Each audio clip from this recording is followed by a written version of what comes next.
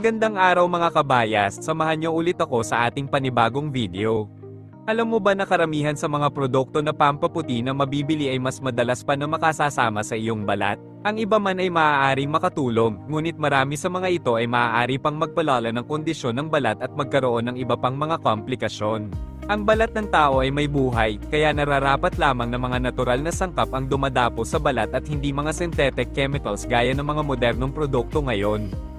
Narito ang 5 natural na sangkap na mabisang pampaputi ng balat at muka. Pang-5 ay lemon juice solution. Ang lemon ay isang tanyag na produkto na marami ng taon na ginagamit upang mapabuti ang kulay ng balat at marami pang ibang kondisyon sa balat. Ang lemon ay may citric acid na nagpapaputi at nag-e-exfoliate sa ibabaw na layer ng balat. Paano nga ba ito gamitin? Gumawa ng lemon juice solution, ipahid ito sa iyong balat gamit ang isang cotton ball. Iwanan ang solution sa balat hanggang ito ay matuyo at masipsip ng balat. Ulitin ang proseso ng madalas hanggang sa makita ang resulta. Pang-4 ay ang lemon milk soap. Ito ay partikular na mahalaga para sa full body lightening. Paano nga ba ito gamitin? Kumuha ng maligamgam na tubig at ibuhos ang 1 tasa ng full fat milk at magpiga ng 2 buong lemon juice. Haluin maigi. Siguraduhin na kumalat ang lahat ng sangkap ng mixture. Ipahid ang mixture sa buong katawan, hayaan ito ng 1 oras at pagkatapos ay banlawan ang sarili. Pangatlo ay ang papaya. Ang papaya ay may taglay na papain enzymes na napatunayan na nagpapaputi ng balat. Ang papain ay isa din natural na exfoliator. Ang papaya ay tumutulong din para labanan ang acne o tigyawat. Paano nga ba ito gamitin? Lamasin ang papaya gamit ang kamay hanggang ito ay maging pinong paste. I-apply ang papaya paste sa mukha ng 20 minuto at banlawan ito ng maligamgam na tubig. Ulitin ang procedure, 2 beses kada araw ng ilang linggo hanggang makita ang resulta.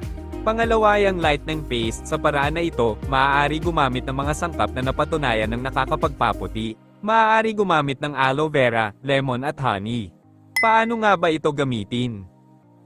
Paghaluin ang mga sangkap hanggang makabuo ito ng malapot na paste. Ang mga sangkap na ito ay nagtataglay ng mga skin lightening properties na tumutulong magpaputi. I-apply ang paste sa muka at iwan ito ng kalahating oras. Pagkatapos ay banlawan ang muka ng maligamgam na tubig.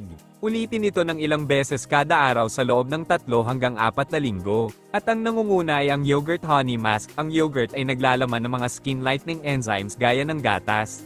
Samantala, ang honey ay may moisturizing at antibacterial properties. Paano nga ba ito gamitin? Gumamit lamang ng puro na honey at unsweetened yogurt para sa proseso na ito. Paghaluin ng 2 sangkap at makabubuo ka ng nourishing mask. Ilagay na kunwaring mask at iwanan ito sa mukha ng 25 hanggang 30 minuto at banlawan ng maligamgam na tubig. Lahat ng nabanggit na sangkap ay natural kaya mainam sa upang magpaputi ng balat kumpara sa mga produktong may halong chemicals na hindi makakabuti sa balat. Susubukan mo ba gumawa ng iyong sariling natural na pampaputi? I-komento ang iyong magiging experience sa ibaba.